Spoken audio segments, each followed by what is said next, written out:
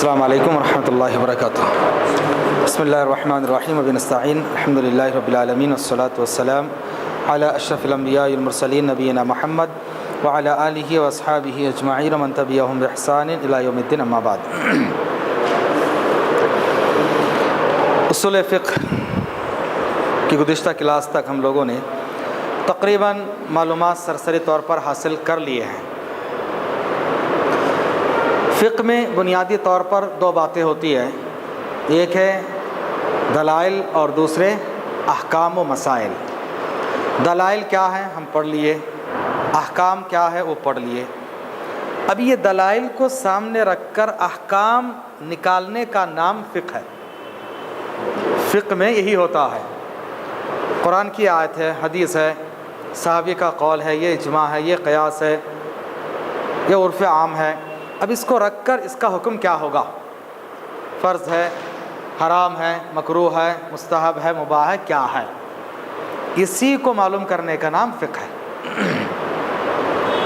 اب وضو میں کیا کیا فرض ہیں، کیا کیا ممنوع ہے، احرام میں کیا کیا ضروری ہے، احرام باندھ لینے کے بعد کیا کیا حرام ہے، کیا کیا مکروہ ہے، کیا کیا مباح ہے، اسی کو کہتے فقہ۔ وہ انشاءاللہ ہم لوگ فقہ کو آگے پڑھیں گے۔ آج اور ایک کلاس میں انشاءاللہ بات ختم ہو جائے گی ہمارے فقہ کے تعلق سے کہ فقہ کی ہسٹری کیا ہے، وہ ہم لوگ معلوم کریں گے۔ فقہ کی ہسٹری کہ فقہ مختلف دور میں، مختلف پیریڈ میں، مختلف ایرا میں اس کو کیسے کیسے ترقی ملی، کیسے کیسے یہ آگے بڑھتا رہا۔ تو فقہ کا ارتقاء یعنی اس کی ترقی، اس کا آگے بڑھنا، اس کا پروگریس، اس کا گروتھنس کیسا ہوا آہستہ آہستہ۔ ہم نے معلوم کیا کہ فقہ دلائل اور مسائل کا نام ہے، اور دلیل اصل میں بنیادی طور پر قرآن و حدیث ہے۔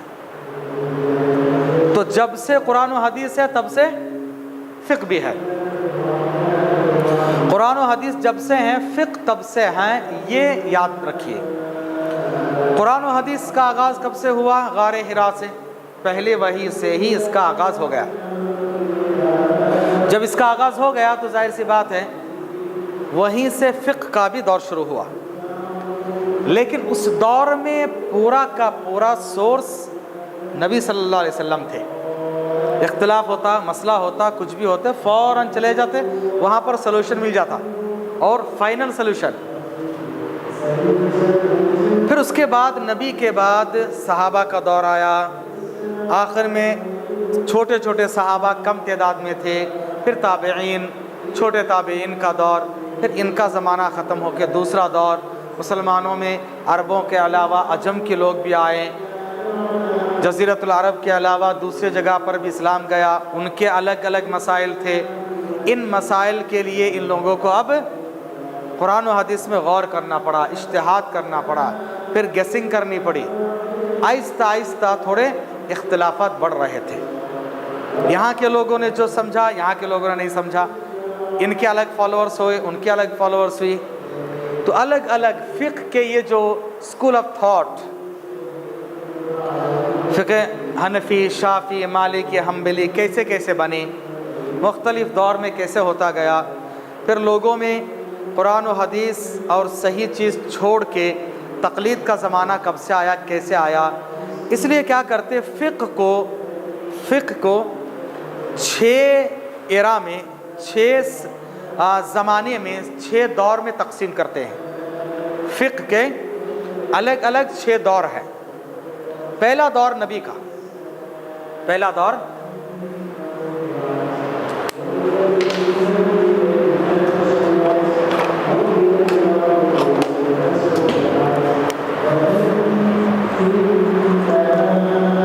نبی کا دور، اس کو عہد رسالت بولتے ہیں، رسول کا دور۔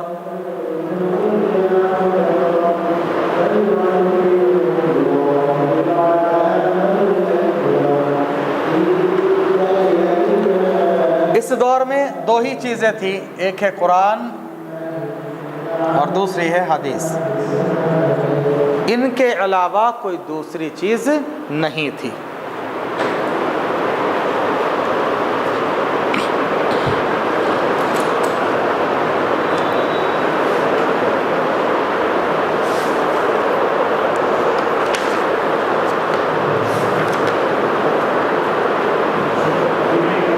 جی کس کو؟ اس کو الگ الگ نام دیتے ہیں، جیسے زمان النبی، نبی کا زمانہ، زمان بھی استعمال ہوتا ہے، نبی کا زمانہ، دور بھی استعمال ہوتا ہے، دور النبی۔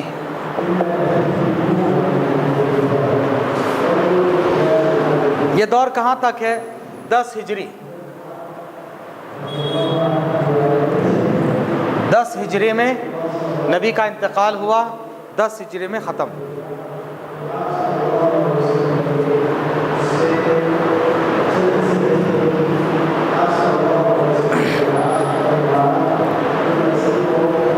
انگریزی اعتبار سے آپ دیکھیں گے قریب قریب آپ صلی اللہ علیہ وسلم پیدا ہوئے 570 یا 71 میں، اس میں آپ کیا کر لیجئے 63 ایڈ کر لیجئے، 63 ایڈ کریں گے تو کتنا ہوگا؟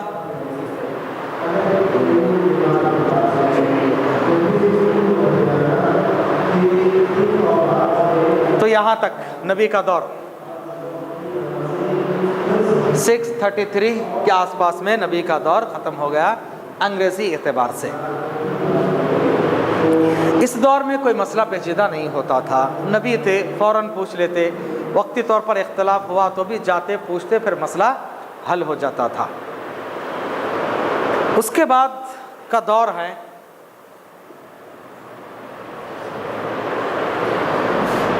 کبار صحابہ، کبار کے مطلب بڑے صحابہ،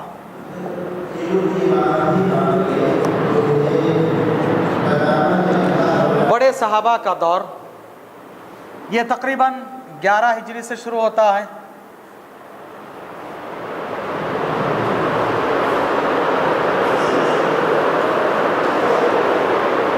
گیارہ سے لے کر 40 ہجری تک رہتا ہے۔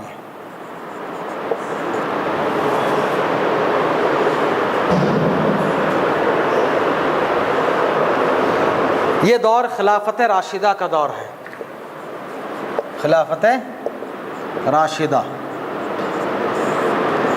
4 خلیفہ 30 سال تک حکومت کی ہے۔ حضرت ابوبکر 2.5، حضرت عمر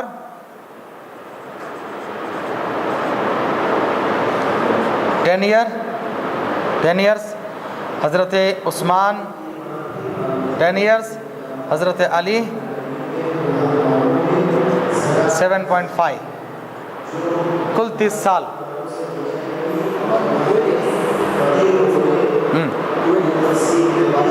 نہیں 10 سال۔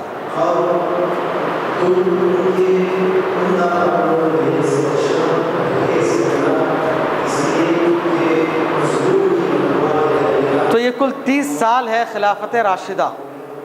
نبی کی وفات ہوئی 10 ہجری میں، اور یہ 30 سال خلافت راشدہ، کل ملا کر 40 سال، جس میں بڑے بڑے صحابہ اکرام موجود تھے، کبار صحابہ کا دور تھا۔ اس دور میں اختلافات زیادہ نہیں ہوئے، کیونکہ ہر خلیفہ شورا کمیٹی رکھے تھے، کوئی بھی مسئلہ آتا بڑے بڑے صحابہ اکرام سے مشورہ کرتے، پھر اس کے بعد عوام تک فارورڈ کرتے۔ یہی سب سے اچھا کام ہوتا، اچھی چیز ہوتی ہے۔ کوئی بھی مسئلہ آئے سب مل کے بات کریں، پورے علماء سمجھوتا کرنے کے بعد، ڈسکس کرنے کے بعد ایک نتیجے پر پہنچے، عوام تک وہ بات بتا دیں، یہ سب سے اچھا ہے۔ تو حضرت ابوبکر، عمر، عثمان و علی رضی اللہ عنہم اجمعین، یہ لوگ شورا کمیٹی رکھے تھے، بڑے بڑے صحابہ اکرام سے مشورہ کرتے، اور یہ تقریباً لوگ مکہ مدینہ آس پاس میں ہی تھے، زیادہ دور نہیں گئے، صحابہ زیادہ دور پھیلے نہیں تھے، ایک دکے صحابہ گئے تھے، لیکن مدینے میں صحابہ کی بڑی تعداد موجود تھی، جنہوں نے نبی کو ڈائریکٹ دیکھا ہے زیادہ مسئلہ پیش نہیں آیا اس دور میں بھی، لیکن قرآن و حدیث کے ساتھ ساتھ اس دور میں تھوڑا اجتہاد بھی کرنے لگے، یعنی قیاس بھی شروع ہوا کچھ مسائل میں، کیونکہ عمر کے زمانے میں کافی بڑی حکومت تھی، بہت بڑی سلطنت اور حکومت تھی عمر کے زمانے میں۔ تو عمر کے زمانے میں جو بڑی سی حکومت اور سلطنت تھی، ظاہر سی بات ہے الگ الگ جگہ کے الگ الگ مسائل ہوں گے، نت نئے مسائل ہوتے تھے، ان کو حل کرنے کے لیے، ان کے ڈسکس کے لیے ظاہر سی بات ہے شورا کمیٹی کی ضرورت تھی، بڑے بڑے صحابہ بیٹھتے تھے، مسئلہ حل کرتے۔ اب نئے مسائل ہیں، قرآن و حدیث میں وضاحت نہیں ہے تو گیس کرنا۔ تو اس دور میں قرآن و حدیث کے ساتھ ساتھ صحابہ کا قول اور قیاس بھی آنے لگا۔ اس سے ہٹ کے اب یہاں پر 4 چیزیں آ گئی: قرآن، حدیث، اجتہاد کو قیاس کہتے ہیں، اجتہاد، قیاس، قول صحابہ۔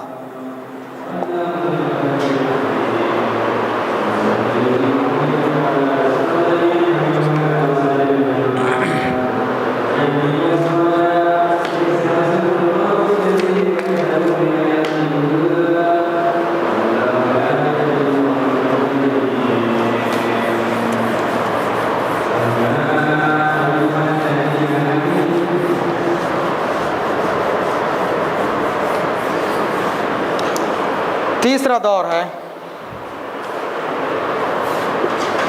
صغار صحابہ، یعنی چھوٹے صحابہ کا دور اور کبار تابعین، بڑے تابعین اور صغار صحابہ کا دور۔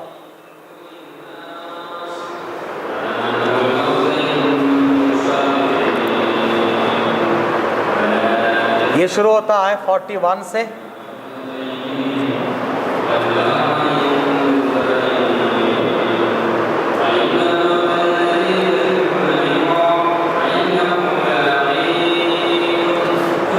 (110) تک، کیونکہ آخری صحابی کا انتقال ہوا 110 میں۔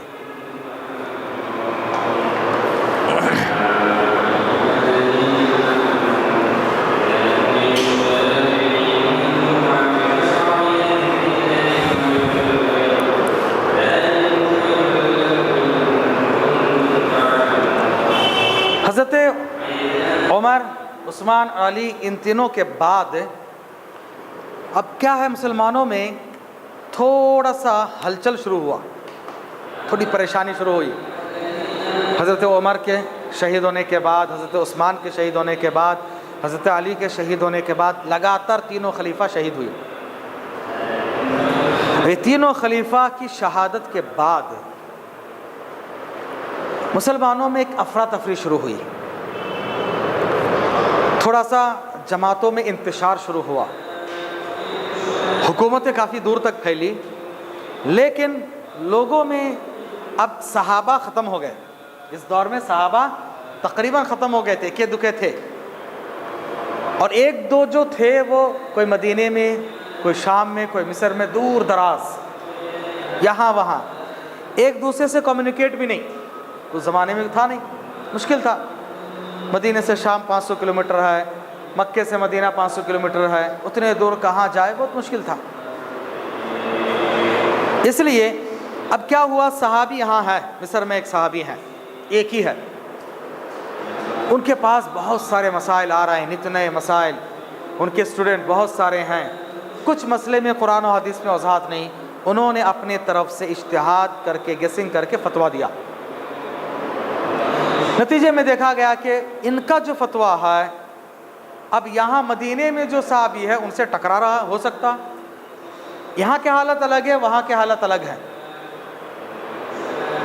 انہوں نے کچھ سوچ کے کہا، انہوں نے کچھ سوچ کے کہا۔ اب اس دور میں تھوڑا اختلاف شروع ہوا، تھوڑا اختلاف اس دور میں شروع ہوا، نئے نئے مسائل آتے گئے۔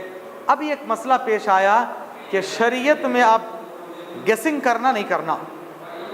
کچھ لوگوں نے کہا کہ نہیں، قرآن و حدیث میں جو ہے بس وہی، ہم اپنے دماغ سے کچھ نہیں کہنا، ان لوگوں کو کہا جاتا تھا اس دور میں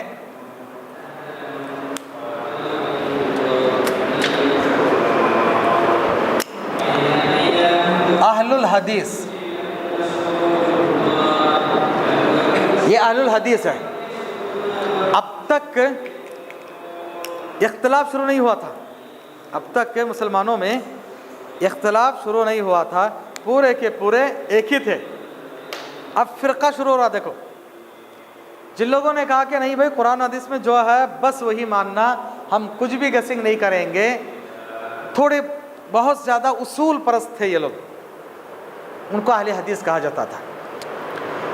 اور دوسرے لوگ جنہوں نے کہا کہ نہیں بھائی بہت سارے نئے نئے مسائل ہیں, اب ان میں کچھ نہ کچھ تو اپنے عقل لڑانا ہے اور نہ کہاں سے سلوشن نکلے گا, ان لوگوں کو کہا جاتا تھا اہل الرائے. رائے کے معنی اوپینین. لیکن یاد رکھیں یہ صرف ایک ٹیکنیکل نام ہے. دونوں کا عقیدہ ایک ہی تھے, دونوں قرآن و حدیث کو ہی بیس مانتے تھے. یہ لوگ قرآن و حدیث ہی بیس, بس وہی بیس بھی ہے اور لیس بھی وہی ہے, ختم ہو. ان کے پاس کیا تھا, نہیں بھائی قرآن و حدیث کے ساتھ ساتھ اب ہم تھوڑا قیاس بھی کرنا, اجتہاد بھی کرنا, دوسروں کے قول بھی لینا, تھوڑی وسعت ان کے پاس تھی. اس لیے ان لوگوں کو اہل رائے کہا جانا لگا.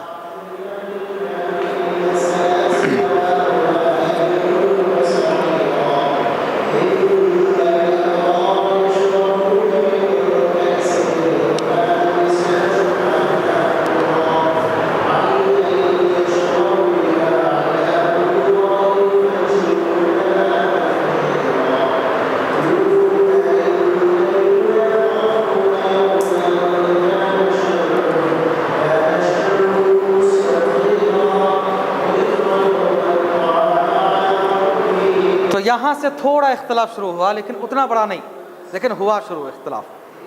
کچھ لوگ اس کو نہیں مانتے, کچھ لوگ مانتے تھے. اب اس دور میں کیا ہوا, مدینے میں صحابہ تھوڑے زیادہ تھے, مکے میں ان سے تھوڑے کم تھے. پھر اس کے بعد مصر ہے, شام ہے, بصرہ, یمن اور سیریا کو شام کہتے, کوفہ, ان سب علاقوں میں ایک دو صحابہ رہ گئے تھے. ان کے اسٹوڈنٹ آئے, سیکھنے والے بہت سارے ہوئے, تو ان کو کہا جانے لگا تابعین. اب یہ تابعین کا جو دور ہے بہت اہم ہے, خاص طور سے فقہ میں.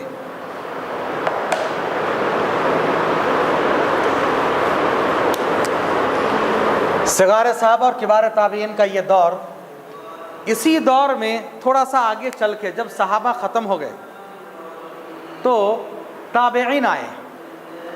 تابعین کے دور میں اب ایک اور دو جماعتیں بنی, شیعہ, خوارج. شیعہ اور خوارج. یہاں سے عقیدے میں اختلاف شروع ہوا. اس سے پہلے عقیدے میں اختلاف نہیں تھا. تابعی کے دور میں یہ لوگ مطلب صحابہ کے دور میں بھی آ گئے تھے, لیکن اب اتنا موقع نہیں ملا ان لوگوں کو آگے بڑھنے کا. یہ بھی یاد رکھیے تھوڑا سا ہسٹری. نبی 10 ہجری میں انتقال کیے, یہ نبوت کا دور ہے. خلافت راشدہ 30 سال. اس کے بعد خلافت راشدہ کے بعد خلافت امویہ شروع ہوا. امویہ یا امیہ بولتے ہیں. اس کے پہلے خلیفہ ہے معاویہ رضی اللہ عنہ, جو صحابی ہے معاویہ رضی اللہ عنہ. ان کی حکومت تقریباً 600 سال کے آس پاس میں رہی. 600-700 سال تک ان لوگوں نے حکومت کی. تو تقریباً 640 کے آس پاس میں ان لوگوں نے حکومت کی. یہ 10-30 ان کا 600 اگر ملا لیں گے آس پاس میں. یہ جو دور تھا یہ بڑا اچھا دور تھا. ان لوگوں کا دور بڑا اچھا دور تھا، صحابہ تابعین طب تابعین کا دور تھا، طب تابعین کا بھی دور تھا اس میں۔ تو شروع میں امویہ خلافت کے شروع کے جو لوگ تھے وہ یا تو تابعی تھے یا طب تابعی تھے، صحابہ سے ان کی ملاقات تھی، جو بادشاہ ہوتے وہی امام بھی ہوتے، 5 وقت نماز وہی پڑھاتے، اور بڑے محدث ہوتے تھے، وہ خود فتویٰ دے سکتے تھے۔ عمر بن عبدالعزیز بہت بڑے خلیفہ، اور انہوں نے حدیث کا کام سب سے پہلے شروع کیا، حدیث لکھنے کا۔ اور یہ اب ظاہر سی بات ہے 40 کے بعد ہی خلافت امویہ شروع ہو گیا، 40 ہجری کے بعد۔ تو عمر بن عبدالعزیز ان لوگوں نے تقریباً 60 یا 70 ہجری کے آس پاس میں یہ پورا کام کیا، 60-70 ہجری کے آس پاس میں لوگوں نے یہ کام کیا ہے۔ پھر اس کے بعد جو دور آیا یہ صحابی کا دور، 110 کے بعد جو ہے اختلافات شروع ہوئے، شیعہ لوگوں کو پنپنے کا موقع ملا۔ امویہ خلافت کے شروع کے جو دور ہے 200 سال تک بڑا اچھا رہا، اس کے بعد ان میں کافی پریشانیاں آ گئی، زوال شروع ہوا، ایک دوسرے کے ساتھ اختلاف، خانہ جنگی، یہ سب شروع ہو گئی۔ آہستہ آہستہ لوگ، مسلمانوں کی حکومتیں آہستہ آہستہ بٹ گئی، یہاں کچھ لوگ، وہاں کچھ لوگ، وہاں کچھ لوگ۔ پھر بھی یہ لوگ تھوڑے منظم تھے۔ اس کے بعد جو دور آتا ہے یہ خلافت عباسیہ،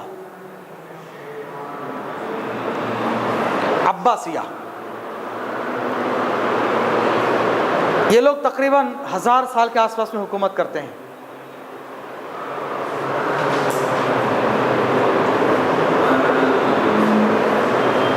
بہت لمبی ان کی حکومت رہی، اور سب سے زیادہ بے دینی، عقیدے میں خرابی اسی دور میں شروع ہوا، عباسی دور میں۔ شروع میں عباسی دور کے 2-3 بادشاہ بہت اچھے تھے۔ پہلا بادشاہ ابو العباس صفا، دوسرا ہے ابو جعفر منصور، تیسرا ہے ہادی، چوتھا ہے مہدی، 5واں ہے ہارون رشید، مشہور خلیفہ ہارون رشید کے 2 بیٹے تھے، امین اور مامون، چھٹا امین ہے، 7واں مامون۔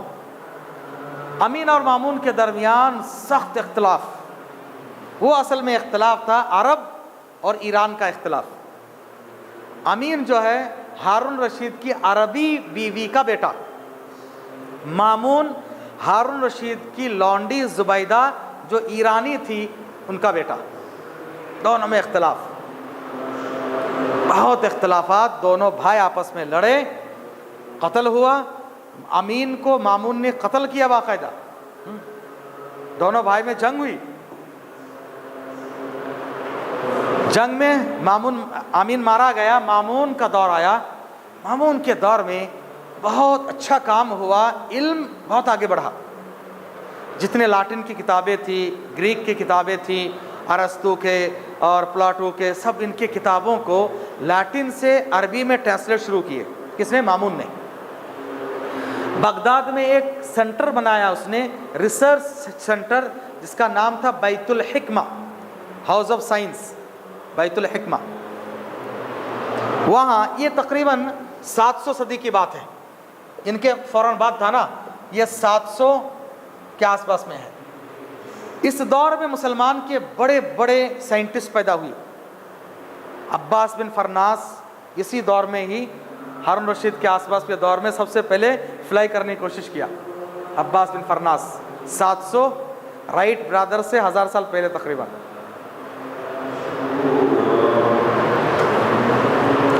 اسی دور کے سب جابر بن حیان، ابو علی سینا، پھر اسی طرح سے موسیٰ الخوارزمی اور الجزری، اور بڑے بڑے جتنے آئے یہ اسی دور کے تھے۔ یہ لوگ دنیاوی اعتبار سے میڈیکلی بہت ترقی کیے، لیکن دینی اعتبار سے تھوڑا سا پرابلم آیا۔ ابو علی سینا ملحد تھا، میڈیکل سائنس میں بڑا زور اس کا ہے۔ میڈیکل سائنس کا کوئی بھی اسٹوڈنٹ اس وقت تک بڑی ڈگری حاصل نہیں کر سکتا جب تک ابو علی سینا کی کتاب القانون نہ پڑھے۔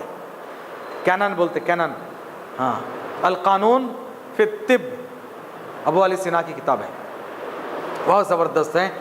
یہ اور بات ہے، لیکن عقیدے کے اعتبار سے چونکہ یہ جو گریک کے اور لاٹن کے جو کتابیں تھیں اس میں فلسفہ بہت تھا، اس میں لاجک، فلسفہ، کسی بھی چیز کو عقل میں دیکھنا، ارے یہ چیز عقل کے خلاف ہے، کیسے اللہ کے رسول معراج کو گئے، یہ حدیث سمجھ میں نہیں آ رہی، چھوڑ دو، یہ کیسا نہیں ہوتا، عقیدے سے ٹکرا رہی ہے، اللہ تعالیٰ ہر جگہ ہے، کیسے عرش پر ہے تو پھر کیسے اللہ ہر جگہ ہے، اللہ ہنستا ہے، ہنسنے کے لیے دانت ہونا، پھر یہ ہونا وہ ہونا، نہیں وہ نہیں مانتے ہمیں، ایسے دماغ لڑاتے لڑاتے لڑاتے عقیدے میں پرابلم شروع ہو گیا۔ پھر اسی زمانے میں کہ بھائی قرآن مخلوق ہے یا نہیں ہے، مخلوق ہے، بعض لوگ نہیں مخلوق نہیں ہے، ایسے نئے نئے مسائل شروع ہو گئے عباسی دور میں۔ آہستہ آہستہ آہستہ آہستہ ایرانیوں کا غلبہ شروع ہوا، مامون چونکہ ایرانی، اب ان کا غلبہ شروع ہوا، عربوں کا تھوڑا کم ہوا، اب دشمنیاں شروع ہوئی، آہستہ آہستہ عربوں کی خالص حکومت جا کے اندلس میں ہو گئی، اندلس میں رہ گئی، اندلس اسپین، اور یہاں پر بغداد میں، عراق بغداد، یہاں پر گویا کہ ایرانیوں کا قبضہ شروع ہوا۔ یہ ایک ہسٹریکل بیک گراؤنڈ ہے، کیونکہ اس ہسٹری کے ساتھ ساتھ باقاعدہ عقیدے میں اسلام میں بھی ضرب کاری ہوئی۔ اب ان شیعوں نے حدیثیں بنانا شروع کیا، خوارج نے تکفیر کا فتویٰ شروع کیا، آپس میں لڑنا بھڑنا، پریشانیاں شروع ہوئی۔ اب اس دور میں ہی اب فقہ کا بھی عروج ہوا، صحابہ کم ہو گئے، علم تھوڑا سا، حدیث سے لوگوں کا تعلق تھوڑا کم ہوتے گیا، قرآن سے کم ہوتے گیا، میرا عالم کیا بولتا ہے وہی۔ اب کچھ علماء بھی، ہاں بادشاہ ہے، یہ بادشاہ کے ساتھ میرا اچھے تعلقات ہیں، بادشاہ کیا چاہتے اس کے مطابق فتویٰ آ گیا، شروع ہو گیا اس زمانے میں۔ تھرڈ فورتھ جو زمانہ آیا،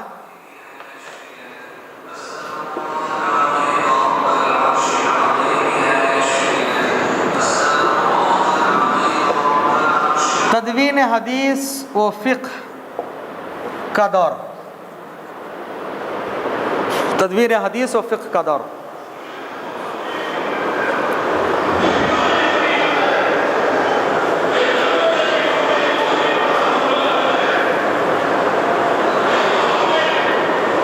اس دور میں کیا ہوا، تدوین حدیث اور فقہ کا جو دور ہے، یہ دور سیکنڈ سینچری سے، سیکنڈ صدی ہجری یعنی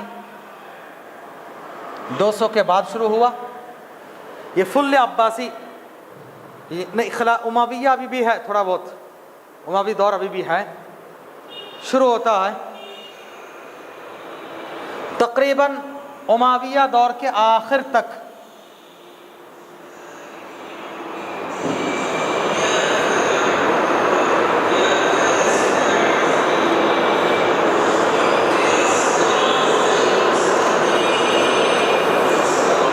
اس دور میں حدیث کی کتابیں لکھی گئی، امام مالک کی کتاب موطا، پھر اس کے بعد جو ہے امام احمد بن حنبل کے مسند احمد، امام بخاری، مسلم، ابو داؤد، ترمذی، حدیث کی کتابیں لکھی گئی، اصول حدیث لکھے گئے۔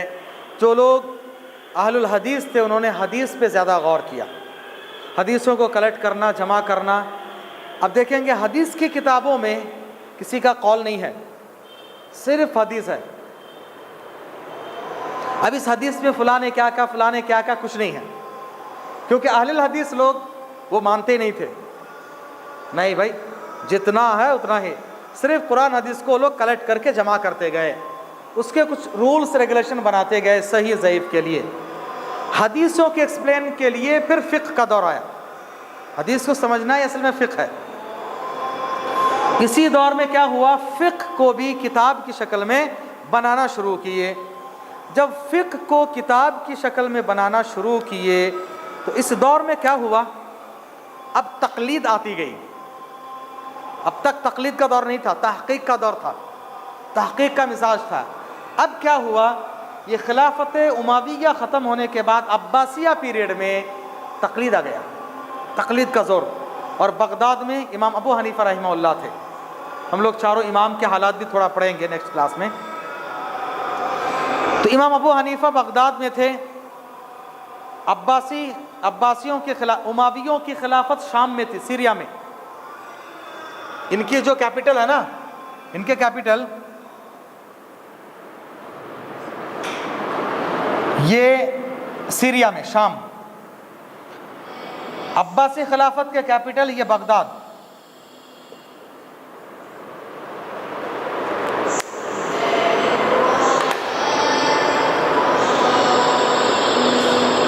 बगदाद में इमाम अबू हनीफा रहमहुल्लाह का बड़ा चर्चा हुआ, क्योंकि उनके एक उस्ताद जो वहाँ पर थे, खिलाफत बगदाद में थे, वो ताबेई थे, सहाबी से पढ़े थे, सहाबी से पढ़े थे।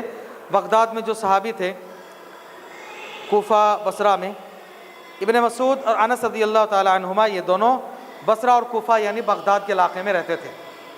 इनसे जो ताबीन वगैरह पढ़े हैं, इनके शागिर्दों में से इमाम अबू हनीफा। अब एक बात दिमाग में रखें, सहाबा ताबेईन ज़्यादा से ज़्यादा मक्का, मदीना और शाम, सीरिया में थे, बगदाद में थोड़े कम थे। इराक़ में, ईरान में जाना पसंद नहीं करते थे, पहले से ही वो कुरुक्षेत्र है, पहले से ही लोग वहाँ जाना उतना पसंद नहीं करते थे। हज़रत अली को क़त्ल किया गया, हसन हुसैन का हादसा हुआ, बड़े लोग जो है दिल बर्दाश्ता थे, उसको पसंद नहीं करते थे। अब वहाँ जब लोग जाना बंद कर दिए, अब क्या हो गया, ईरानियों का कब्ज़ा होना शुरू हुआ, शिया ख़वारिज का थोड़ा कब्ज़ा शुरू हुआ, आहिस्ता आहिस्ता इल्म घटता गया, हदीस और मुहद्दिसीन यहाँ कम रहे। कैसे, हिस्ट्रिकल बैकग्राउंड थोड़ा देखिए आप। अब जब वहाँ पर हदीस का दौर कम हुआ, इमाम अबू हनीफा थे, उनको हदीसें ज़्यादा मालूम नहीं थी। क्यों? अब पहुँची नहीं हदीस उनको, ज़्यादा से ज़्यादा एक दो ताबीन से मुलाकात हुई उनकी, सहाबा से तो मुलाकात लोग कहते हैं लेकिन सही माने में नहीं हुई। अब इनको मसाइल पेश आते थे तो अबू हनीफा अपने दिमाग से फतवा देते और कहते भाई सही हदीस आ जाए तो मेरी बात छोड़ देना, मान लेना। इन्होंने अमानतदारी के साथ अपनी जिम्मेदारी अदा कर दी। अब यहाँ क्या हो गया, इमाम अबू हनीफा के 3 स्टूडेंट बड़े मशहूर हैं, अबू यूसुफ, इमाम मोहम्मद, अबू और इमाम ज़ुफ़र। इमाम अबू यूसुफ, इमाम मोहम्मद और इमाम ज़ुफ़र।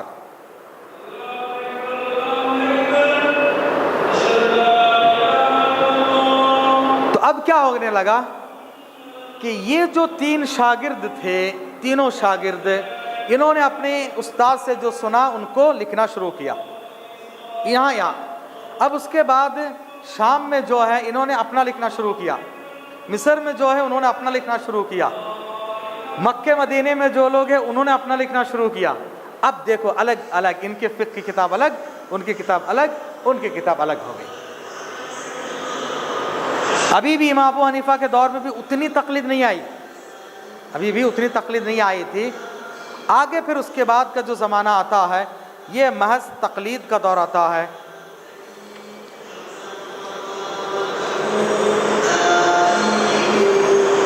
आखिरी जो दौर, 5वां और 6ठा दौर है, तो इंशाल्लाह हम लोग कल पढ़ेंगे। ये दौर असल में कैसे तकलीद शुरू हुई और फिर लोगों में इख्तलाफ का आगाज़ कैसे हुआ, ये हमें दिमाग में थोड़ा रखना ज़रूरी है कि 4 मसला कैसे बने। तो आपको काफ़ी फ़ायदा होगा कि हाँ भाई जवाब देने में आसानी होगी कि 4 मसाले कब बने, उसके पीछे क्या मसला था, तकलीद कब से शुरू हुई, उससे पहले तकलीद नहीं थी, कैसे तकलीद नहीं थी, मैं आपको इंशाल्लाह बताऊंगा। इमाम अबू हनीफा के जो स्टूडेंट हैं इमाम मोहम्मद, वो इमाम शाफ़ी के भी स्टूडेंट हैं। तो उन्होंने इमाम अबू हनीफा से पढ़ने के बाद इमाम शाफ़ी से पढ़ी तो हदीसें उनको मिली, क्योंकि इमाम शाफ़ी मुहद्दिस भी थे। सॉरी, इमाम मालिक से पढ़ी है, इमाम मालिक मुहद्दिस भी थे, और मुहद्दिस होने की वजह से हदीसें इनको मिलती गई, तो अबू हनीफा की बातों को छोड़ते गए, तो वो तकलीद मुक़ल्लिद नहीं थे। अबू हनीफा के जो पहले शागिर्द थे वही मुक़ल्लिद नहीं थे, फिर तकलीद को क्यों साबित करते हो, कैसे नहीं थे, इंशाल्लाह आगे हम लोग पढ़ेंगे, मालूम करेंगे। सुब्हानकल्लाह व बिहम्दिक, अशहदु अल्ला इलाहा इल्ला अंत।